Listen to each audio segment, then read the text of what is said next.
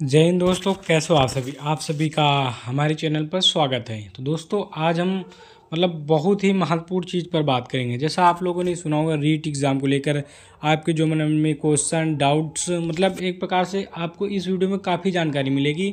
अगर आप रीट एग्ज़ाम के बारे में अभी भी कुछ नहीं जानते हैं या जानते हैं, आपके मन में कुछ क्वेश्चन डाउट्स रह जाते हैं, उन पर हम बात करेंगे। तो अगर आप लोग चैनल पर पहली बार हो तो चैनल को सब्सक्राइब कर लेना, साथ में बेल आइकन में ऑल का ऑप्शन प्रेस कर लो, जिससे आपको कोई भी टीचिंग लाइन से जुड़ी कोई भी जानकारी, कोई भी अपडेट हो, आप तक पहुंचती रहे। तो दोस्तों सबसे पहले बात करता हूं, आपका सबसे पहला क्वेश्चन होता है रीट एग्ज़ाम और सीटी एग्ज़ाम में डिफरेंस। देखिए, रीट एग्ज़ाम जो होता है आपका, ये आपका राजस्थान बोर्ड करवाता है, और बाकी जो आपकी सीटेट होता है उसको सेंटर लेवल का आता है। तो रीट एग्ज़ाम का क्या फार्मूला होता है और सीटेट, देखिए सीटेट जो होता है उसको बोलते हैं सेंटर टीचर एलिजिबिलिटी टेस्ट, और रीट जो होता है Rajasthan eligibility exam for teachers. ये आपके राजस्थान वालों के लिए होता है, और इसमें अन्य स्टेट वाले भी भर सकते हैं फॉर्म। तो उनके लिए क्या कैटेगरी, वो किस कैटेगरी में आते हैं। देखिए सबसे पहले हम बात करते हैं कि रीट एग्ज़ाम जो होता है वो एक टीचिंग लाइन के लिए होता है। ये राजस्थान में एक महत्वपूर्ण एग्ज़ाम इसको मानते हैं बच्चे, क्योंकि इससे ये आपका जो एग्ज़ाम होता है, ये एग्ज़ाम से आपको नौकरी नहीं मिलती है।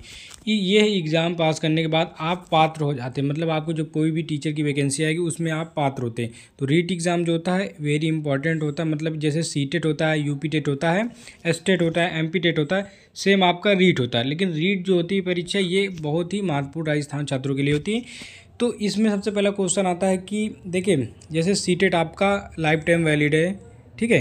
तो वैसे कुछ बच्चों को क्वेश्चन होता है कि रीट हम एक बार पास कर लिए, क्या वो लाइफ टाइम तक है? तो ऐसा कुछ नहीं है। रीट जो आपका होता है वो 3 साल, कितनी 3 साल के लिए वैलिड होता है।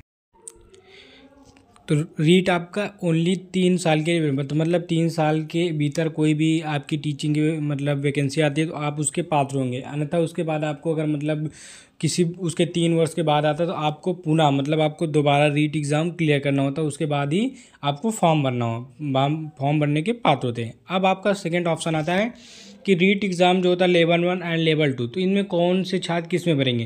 तो देखो आपको पता होगा इसके पहले जो बीएड वालों को तो उनको अलग कर दिया, डीएड वालों को अलग कर दिया। तो राजस्थान में एक प्रचलित कोर्स है जिसको बीएसटीसी के नाम से बोलते हैं, वो चाहे स्पेशल बीएसटीसी हो या नॉर्मल बीएसटीसी।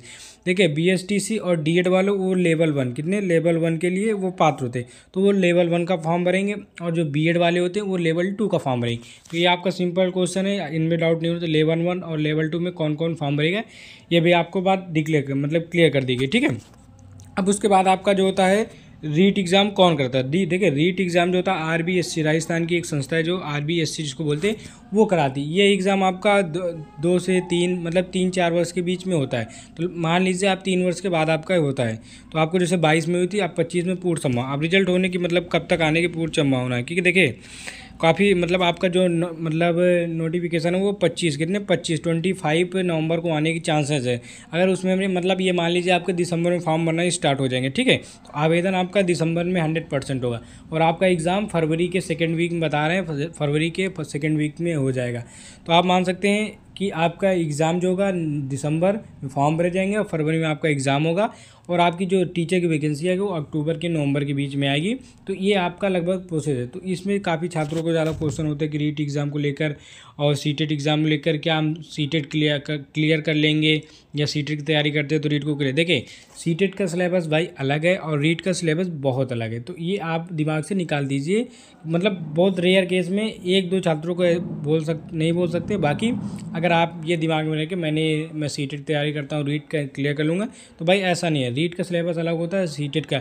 अब रीट के सिलेबस में क्या होता है, जैसे लैंग्वेज का होता है हिंदी 1 कंपलसरी, उसके बाद आपको जो सेकंड लैंग्वेज लेनी होती है उसमें आप 22 जो आपकी लैंग्वेज, उनमें से आप कोई भी एक लैंग्वेज चूज कर सकते हैं, ठीक है।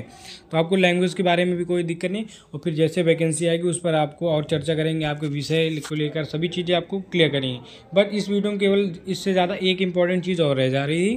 काफ़ी बच्चे क्वेश्चन करते हैं कि मैं फर्स्ट ईयर में हूँ, मेरा फर्स्ट ईयर क्लियर नहीं है, मैं सेकेंड ईयर में, कौन कौन फॉर्म को भर सकता है।